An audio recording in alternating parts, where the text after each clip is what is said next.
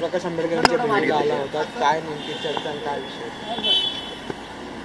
शेवटी ते महाराष्ट्राचे मुख्य नेते आहेत आणि नेहमीच आमच्या मनात त्यांच्याबद्दल आदर आहे. बाळासाहेबांना मी आता आगामी काळात आमच्या जिल्ह्याच्या विषयाच्या अनुषंगानं, मी ज्या जिल्ह्यात राहतो त्याच जिल्ह्यात बाळासाहेब पण राहतात, काही गोष्टी सामाजिक राजकीय दृष्टिकोनातून बोलायला आलो होतो. मी भेटीचा वेळ पण मागितला होता आणि आज भेटीचा वेळ त्यांनी मला इथे राजगृहाला दिला. आणि तसंही आज संत रविदास महाराजांची जयंती असल्यामुळं मी दरवर्षीप्रमाणे म्हणजे मला जसं शक्य असेल तसं यावर्षी मी आता इथून चैत्यभूमीला जाणारच आहे अभिवादनाला. म्हणून मग साहेबांनी आज वेळ दिला.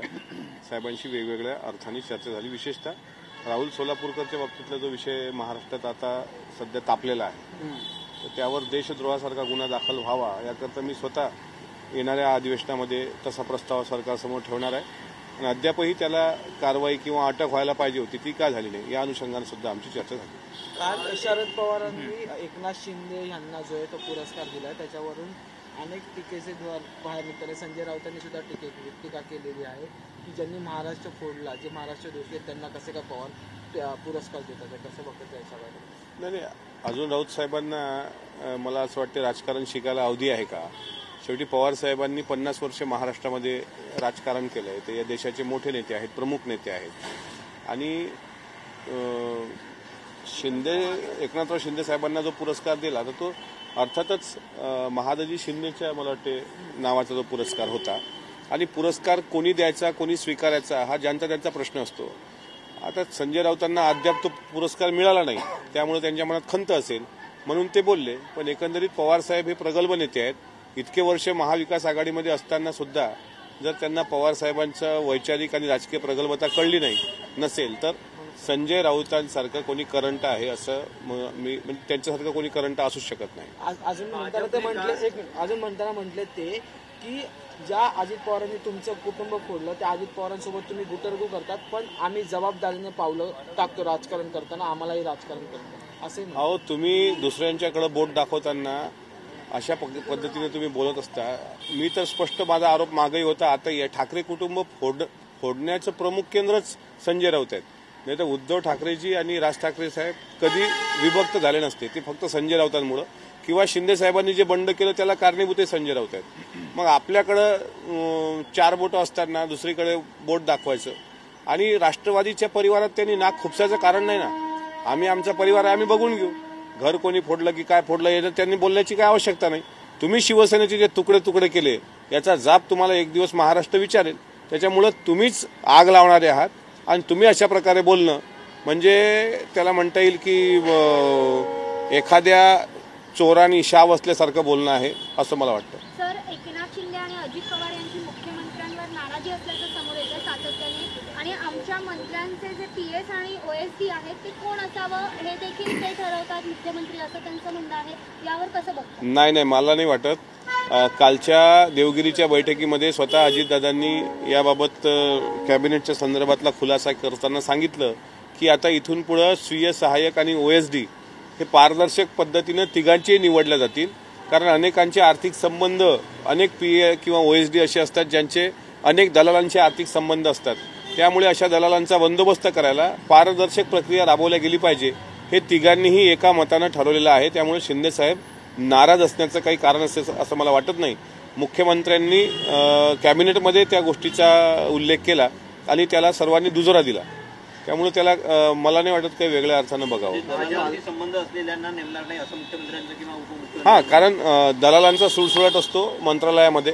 आमची कामं करून द्या, मग त्यांना आर्थिक आमिष दाखवल्या जातात. अनेक OSD अनेक PS मागच्या काळात पण आमच्या पण बऱ्याच गोष्टी लक्षात आल्या होत्या. आम्ही आमच्या नेत्यांपर्यंत त्या मांडल्या आणि त्याला एक पारदर्शक प्रक्रिया मंत्रालयीन व्हावी याकरताच आता बघा तुम्ही येणाऱ्यांचा पण ओघ कमी केला आहे. त्याचा फेस ID मागितलेला आहे प्रत्येकाचा. तर हे सगळं डिसिप्लिन थोडंसं यावं मंत्रालयाला, त्याकरता घेतलेला हा निर्णय आहे. पालकमंत्री पदावरून देखील लिडर आहे ज्याच्यावर भाजपने भ्रष्टाचाराचे आरोप केले. त्यांनी काल शिंदे गटात दिल्लीत प्रवेश केला. त्यावर संजय राऊत म्हणतात की दलाली तस्करी करणाऱ्यांना शिंदेनी प्रवेश करून घेतला, त्यांचा सत्कार शरद पवार करतायत. साहित्य संमेलन नसून दलालांचं संमेलन केले जाईल. बघा आता असं आहे, संजय राऊतांनी काय म्हणावं हा त्यांचा प्रॉब्लेम आहे. त्यांचा काय प्रॉब्लेम आहे तुम्हालाही चांगल्या पद्धतीने माहीत आहे. शेवटी कोण कोण्या पक्षात जायचं आणि कोण्या नेतृत्वानं घ्यायचं हा त्या पक्षाचा तो हा असतो, एक अधिकार असतो. संजय राऊतांचा तिळपोपळ होण्याची अनेक कारणं आहेत. कधीतरी मी त्याचं नेमकं काय कारण आहे ते मी सांगेन. पीओपीचे गणपती मला कधी गुगली टाकली नाही असं शिंदेचं म्हणणं आहे कालच्या सत्कार कार्यक्रमात. गुगली नेमकी गुगली टाकणाऱ्यांचाच हिट विकेट गेला असं म्हणतात. एकनाथराव शिंदे साहेबांचा सत्कार होत असताना त्यांनी मिश्किलपणे ते वक्तव्य केलं आणि पवार साहेबांच्या बाबतीत सर्वच जण बोलतच असतात साधारणपणे, साहेब गुगली टाकतात वगैरे.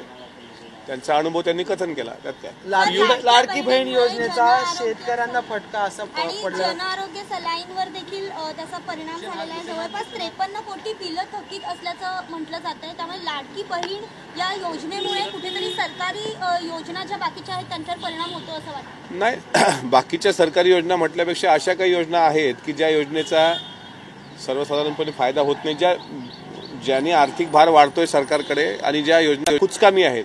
आता तुम्ही बघा, अनेक योजना अशा आहेत की ज्यामध्ये प्रायव्हेट विमा कंपन्यांचं भलं होतं, म्हणजे कृषी विभागाच्या योजना. आणि विमा कंपन्यांचं भलं होत असताना ज्यावेळेस शेतकरी विमा भरतो त्यावेळेस विमा कंपन्या मालामाल होतात, पण अन्नदाता शेतकरी मात्र उपाशी राहतो. म्हणून अशा काही योजना बंद करणं आणि एक आर्थिक शिस्त या राज्याला निर्माण होणं, त्याकरता काही योजना ज्या बंद करण्याचा निर्णय सरकारने घेतला त्याचं स्वागतच केलं पाहिजे.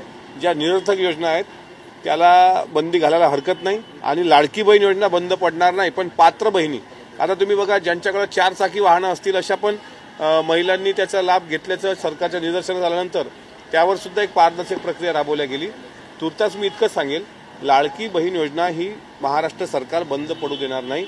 पण इतर ज्या काही योजना आहेत ज्यामध्ये शेतकऱ्यांना जे बेनिफिट भेटायला पाहिजे तर ते न भेटतं दुसऱ्यांनाच भेटतं, अशा काही कुचकामी योजना असतील त्या मात्र जर बंद करण्याचा निर्णय सरकारने घेतला असेल तर त्या निर्णयाचं आपण प्रत्येकाने स्वागत केलं पाहिजे.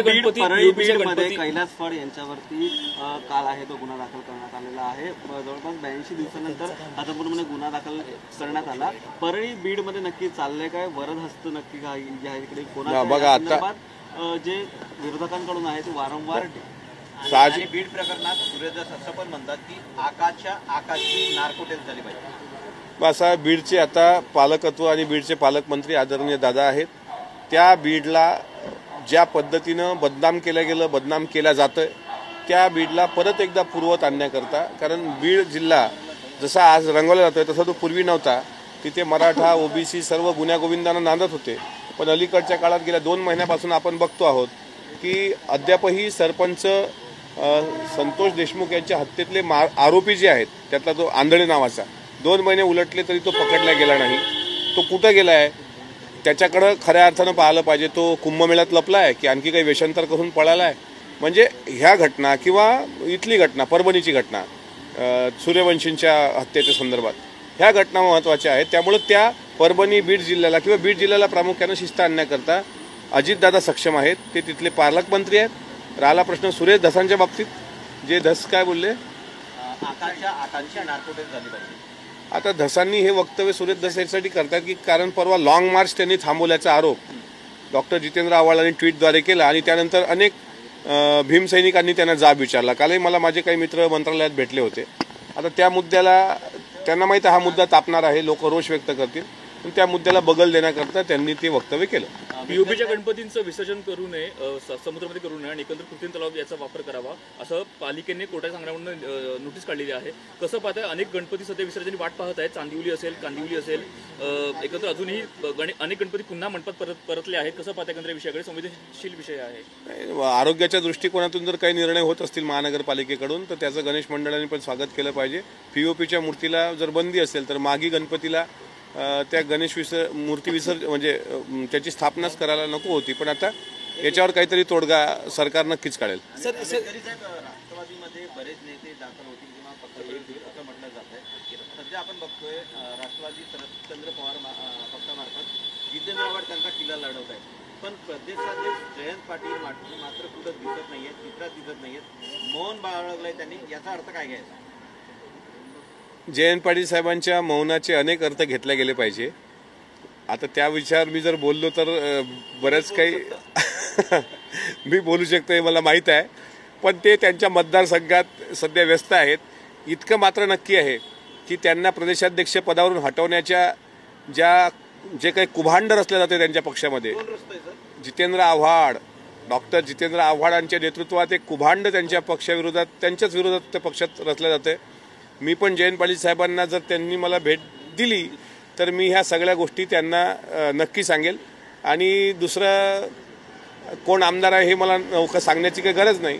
त्यांनी त्यांच्या भाषणात बोलून दाखवलं होतं, त्याच्यामुळे ते त्यांचं अस्वस्थ होणं साहजिक आहे. मात्र तुर्तास तरी त्यांनी मौन जे बाळगलंय तर ही वादळापूर्वीची शांतता आहे. सर, शरद पवार जी ने कल महाराष्ट्र के मुख्यमंत्री एकनाथ शिंदे इनको महाजी पुरस्कार से जो है सम्मानित किया. इसके बाद अनेक राजकीय जो है टीका शुरू होना चालू है. आपके महाविकास आघाड़ी के साथ जो संजय राउत है उन्होंने भी टीका की है, किस तरह से देखते हैं? संजय राउत इनको टीकाकार के नज़रिए से देखा जाता है. वो पत्रकार कम और टीकाकार ज़्यादा है. वो अपने बयान में भी टीका करते हैं, टिप्पणी करते हैं, अपने जो कहीं वो संपादकीय लिखते होंगे उसमें भी वो टीका टिप्पणी करते हैं. लेकिन जिस तरीके से उन्होंने टीका टिप्पणी की, जिनका वो राइट्स है, यानी सिंधिया घराने से जो पुरस्कार दिया गया वो एकनाथ शिंदे जी को दिया गया और पद्म विभूषण पवार साहब के हाथों से दिया गया. ये जो चित्र उन्होंने देखा तो उनका अस्वस्थ होना लाजमी है. वो ये नहीं देख रहे कि पुरस्कार किसको मिला, वो ये देख रहे हैं कि पवार साहब ने इनको पुरस्कार क्यों दिया. अब जब संजय राउत साहब कैपेबल हो जाएंगे उस पुरस्कार के लिए तो पवार साहब उनको भी देंगे.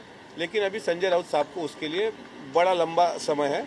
अभी वो देखने के बाद थोड़ा उनका एसिडिटी बढ़ना लाजमी है. इसलिए मैं कहता हूँ कि पवार साहब इस देश के वरिष्ठ नेता है, बड़े नेता है, और उन्होंने उनको पुरस्कृत किया होगा तो सिंधिया परिवार का वो सब मसला आता है. और शिंदे साहब को अगर दिया होगा तो इनके पेट में दुखने का कोई कारण नहीं. सर, इसी पूरे चर्चा में अजित पवार ग्रुप का भी नाम लिया गया है. ऐसा संजय राउत कह रहे हैं कि जिन अजित पवार ने आपका कुटुंब फोड़ा उनके साथ डील करते थे, हम योग्य प्रकार से डील करते हैं, पर आप उनके बाजू में बैठ के जो है डिस्कशन करते हैं. अजीत दादा ने उनकी फैमिली को उन्होंने ये किया, ऐसा जो संजय राउत कहते हैं.